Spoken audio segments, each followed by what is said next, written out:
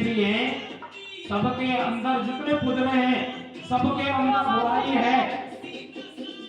जो असल खेल है स्वयं की कायम है। जिसके जाप के लिए सोहम नाम का जाप करना है, सो मन वह ए मन में, ये अलग पुरुष तू है, सोई में हूं, यानी उसी का अंश है जो बोल रहा है। इसकी कभी मौत नहीं होती है। कहते हैं कोई फलाना की मौत होती है। ये काया 5 तत्वों की है। ये काया प्रकट होती है और काया विलीन होती है। 5 तत्व जहां से आते हैं सारे तत्व अपनी अपनी जगह पर चले जाते हैं और बोलता पुरुष भी अपनी जगह पर चले जाता है। अतः कोई जन्म और मृत्यु का सिस्टम नहीं है।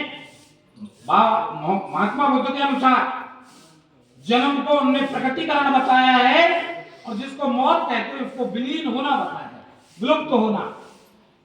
इस वाणी के हिसाब से हमको जो सद्मार्ग पर चल रहा है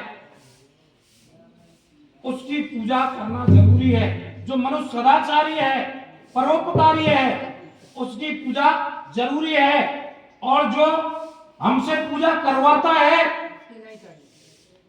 और सभ्यता में दोगला व्यवहार करता है, हमको पंजूरी और केले देता है, खुद मेवा मिष्ठान खाता है और हमको असल ज्ञान देने की कोशिश नहीं करता है, तो वो पूजने के योग्य नहीं है। संत ही पूजने के योग्य है। संत कब बनता है? जब संसारिक संबंधों का अंत कर लेता है। संसार के जितने संबंध हैं, भाई बहन, मामा बुआ, यार दोस्त रिश्तेदार, सबको एक नजर से देखता है, वैराग्य में आ जाता है। और जो सत्य मार्ग पर है उसकी मदद करता है, असत्य मार्ग वालों की मदद नहीं करता है, वही संत है। इस ज्ञान की शुरुआत इंद्रियों के बोध से होती है। इंद्रियां भगवान ने या उस अलग पुरुष ने हमको दी है।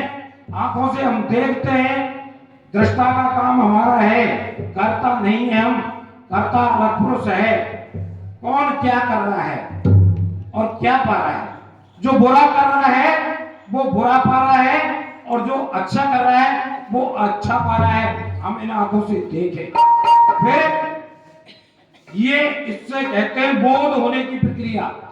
अब इसके बाद जब हमको बोध होता है, जब हम ये समझ जाते हैं बुरे कार्य का बुरा नतीजा है और भले कार्य का भला नतीजा है, तो हमारी समझ विकसित होती है। जब हम सत्य और सत्य को जानने लगते हैं और सत्य को जानकर सत्य को जीवन में उतारते, सत्य के अनुसार हमारा आचरण करते हैं, फिर अंदर ज्ञान जब काया में प्रवेश करता है तो ज्ञान फिर प्रज्ञा जागृत होती है, जिसको बुद्धि कहते हैं। अब बुद्धि जागृत होने पर अंदर से ज्ञान निकलेगा।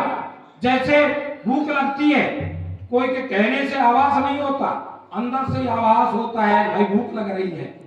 प्यास लगती है, उसका अंदर से आवाज होता है। हमको दिशा मैदान जाना है तो उसका भी अंदर से आवाज होता है। सर्दी और गर्मी का भी अंदर से आवाज होता है। अतः जब हम उस सत्य को स्वीकार कर लेंगे, जीवन में स्वीकार करने के बाद आचरण में ढाल लेंगे, तो अंदर से ऑटोमेटिक ज्ञान निकलना चालू हो जाएगा, जिसको आत्म ज्ञान कहते हैं।